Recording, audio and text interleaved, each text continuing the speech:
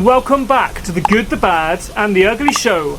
It's Friday the 13th, and we're in Camp Crystal Lake. That could only mean it's time for us to present our favourite top 13 moments from the Friday the 13th films. That's right, it just rolls off the tongue, doesn't it? So we're going to have a look at some of the wackiest moments from the Friday the 13th films. Let's hope Jason doesn't get us, and let's crack on. Coming in at number 13 is, of course, the Freddy glove. This is from Jason Goes to Hell, the final Friday from 1993, which is Friday the 13th Part 9 to you and I. So basically, it's the scene at the end where all has happened, all is lost, all is gone on, and there's lots of dust floating around, and Jason's mask is left on the ground, and then Freddy Krueger's glove pops up and pulls it into hell. Now, the reason I picked this as one of the top moments is we had been teased to the whole Freddy versus Jason thing for a long, long time, and we never thought it would ever actually happen in film version. And this film was the first, kind of clue that this might actually be a thing. I mean, actually, what we got eventually wasn't really that great, but you know, expectations never quite meet reality, do they? Or is it the other way around? I don't know. But anyhow, Freddy's glove comes out and pulls. It wasn't even Freddy's Robert Englund's voice apparently in that. They couldn't get the rights and stuff. So, New Line and versus Paramount or something.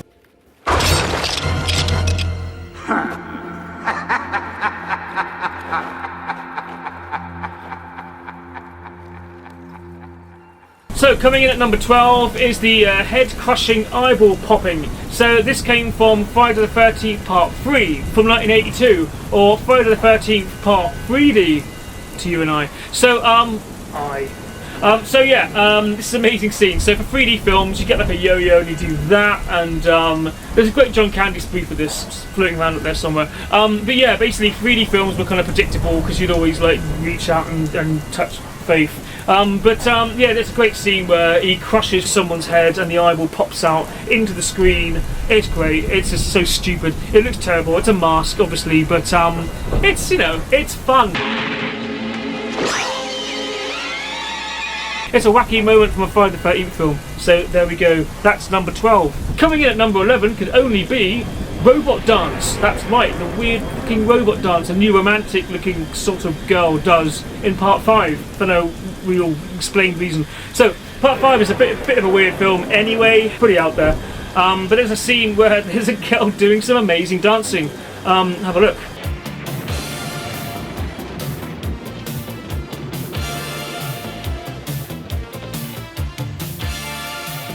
Yeah, so I mean, isn't that just a horror movie defining moment? So yeah, that's number 11. Coming in at number 10 is Take Your Best Shot. That's right. This is from Jason Takes Manhattan, or Friday the 13th 8 to you and I. So basically the boxer guy who's been sort of doing that throughout the film ends up on a rooftop fighting Jason, and you think he's just about to win. He almost saves the day and takes Jason out, and then he gets tired. Obviously you get tired punching someone like that big Kane fella repeatedly, so eventually you're going to tire out, and he kind of goes, alright then, go on, and you hit me now. Fatal words, man. Fatal words.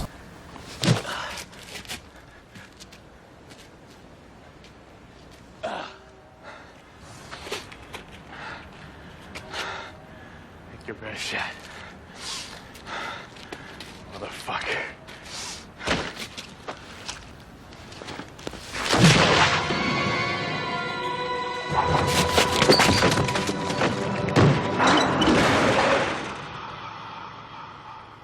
So that's the end of that one, isn't it? So number 9, Strimmer, or Hedge Cutter, or Hedge Strimmer, or whatever the fucking hell the thing is called. The big thing that Jason uses to kill someone with in this scene right here. Have a look.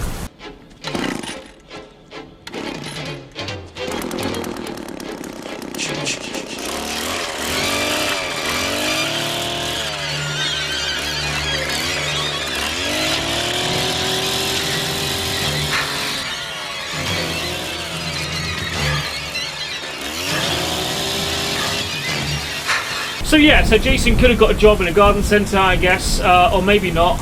It's a good scene. It's like, of all the things to pick up, I don't know, what have we got? A knife? No, that's too obvious. Being done. Strangling, killing. No. Garden cutting equipment. Perfect. Why the hell not? It's a Friday the 13th film. Coming in at number 8. You're doomed. You're all doomed. Good to Camp Blood, ain't you? God damn it, Ralph, get out of here. Go on, get. Leave people alone. You'll never come back again. Oh, shut up, Ralph. It's got a death curse. One of my favourite things from the Friday the 13th films. I couldn't really decide which film that really I think it's part 1. And it happens again. He's in part 2 as well, and he says pretty much the same thing in that one, I think. But this has been parodied perfectly in some other films. One, namely, Cannibal the Musical. Hello. Could you tell us how much further it is to Provo? We have to get some supplies for our big trip into the Rocky Mountains. You'll never come back again. It's got a curse on it. Provo? The Rocky Mountains, I gotta warn you. You're doomed. Doomed. Doomed. You're doomed. Doomed. Thank you. But he's the original, like, Scooby-Doo type, person who appears there and tells you should all go home and don't fuck around because you're getting into dangerous territory. I love it there. He's such a good character. Poor old Ralph. He doesn't survive past number 2. Spoilers. Number 7, we have Sleeping Bag. If you're familiar with what this is. So yeah, Jason grabs someone who's trying to sleep and yeah, watch.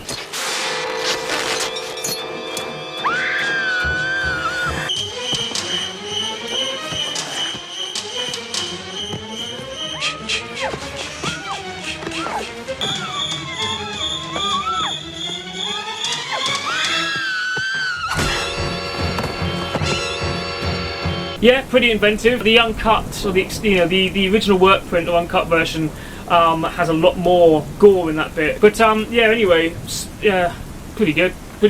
At number 6, we have Boombox. So yeah, this is an iconic scene from Jason Takes Manhattan, which was number 8, of course. Yeah, he walks through a bunch of punks, or whatever they are supposed to represent, and knocks over their ghetto blaster. Here's the scene.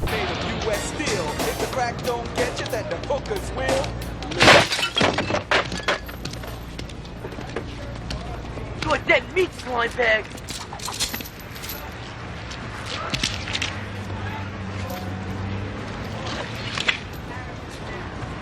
Yo, man, it's cool. It's cool, man. It's cool. So yeah, it's silly. It's kind of campy, silly fun. I love it. It's great. Just another wonderful thing from a Friday the 13th film. Yeah. At number 5, we have Resurrection. So this is the first time Jason is actually brought back from the dead. So from this point onwards, he is a supernatural kind of zombie being, which I think is a great idea. They should have done this for Halloween 4 with Michael Myers. It's a great logical step. And they did this with Jason because they have more balls in these films, I think. It's great. So here's the scene. I gotta be sure.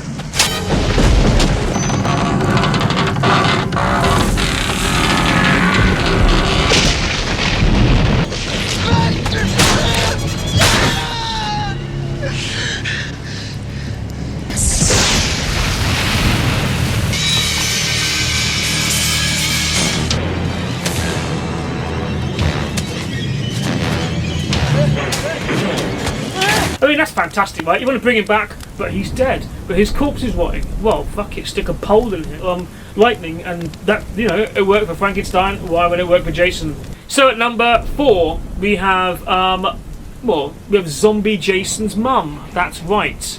Part 3, 3D, from 1982.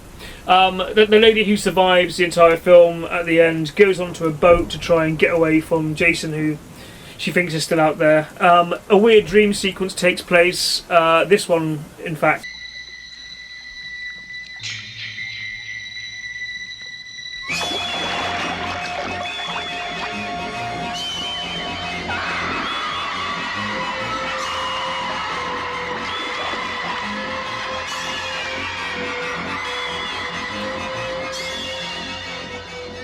So yeah, I mean, this is kind of a spoiler to what I'm going to show you a little bit later, but this has been done before in a slightly different way.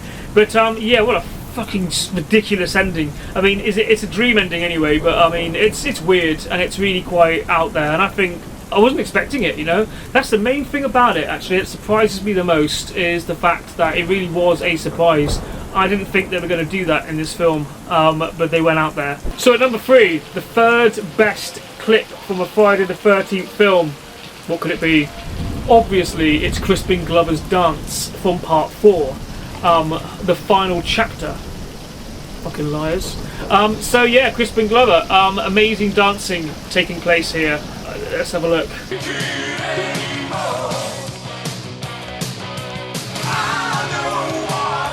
Long before he was George McFly, he was doing that. He's great in this film. Crispin Glover is a method actor. Him and the other bloke in this film, they have scenes together and they react to each other. They're both method acting through the whole thing and ad-libbing a lot of it, and it's actually quite good, quite fun to watch. This is like drama school stuff, really.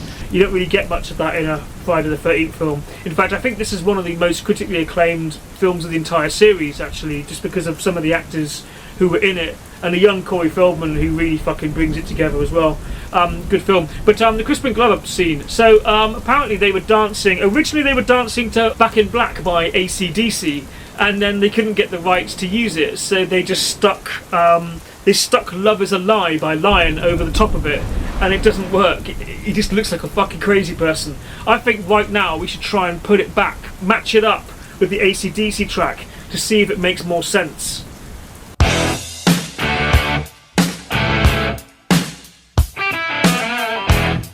Did it make? I suppose it made more sense.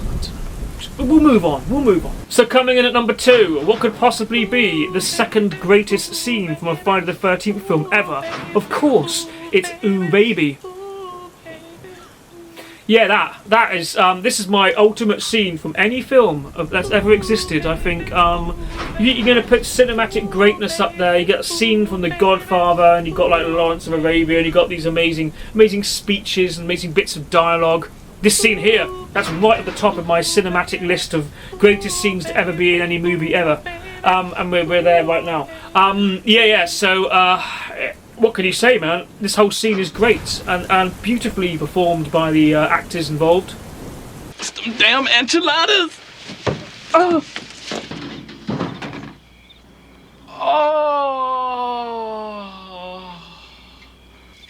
Oh, lighten up, Demon. You'll feel a lot better after you shit. I feel a lot better when I'm out of here. This shit box is gross. Ooh, baby. Hey, baby. Ooh, baby. Ooh, baby. Ooh, baby. Ooh, baby. Ooh, baby. Hey, baby. Hey, baby. Ooh, baby. Ooh, baby. Ooh, baby. Ooh, baby. Ooh, baby. Ooh.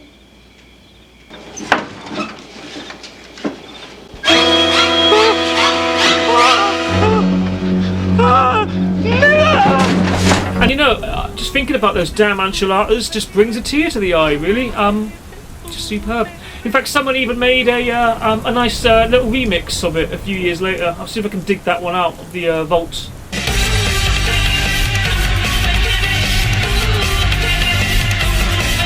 Yeah, you see what people can do when they're given the technology. Fantastic. So, we've wasted enough time. We're going to go to the number one most iconic scene of Friday the 13th of any of the films. I don't know why I keep doing that. But actually, no, this scene is actually quite serious. It is, of course, the Jason as a young lad coming out of the boat, coming over the boat to drag the lady under from number 1. Let's have a look at that.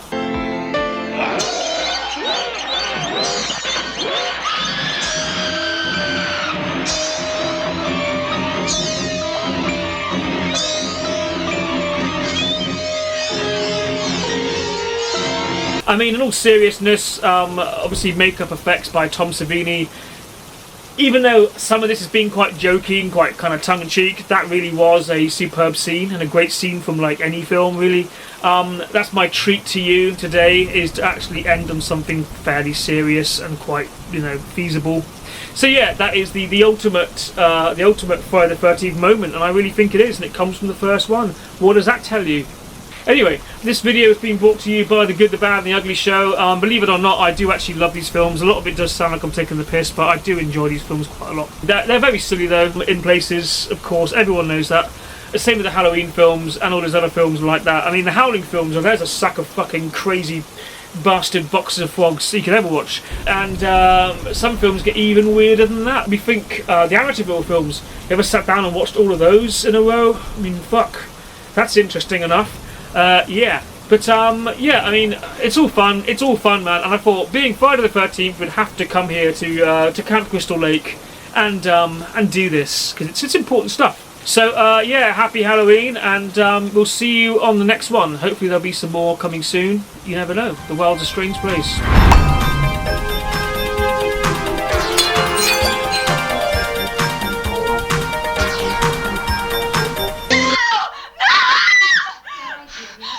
Milligrams Valium. Please like, share, and subscribe to The Good, the Bad, and the Ugly Show. Because there's no room left in hell.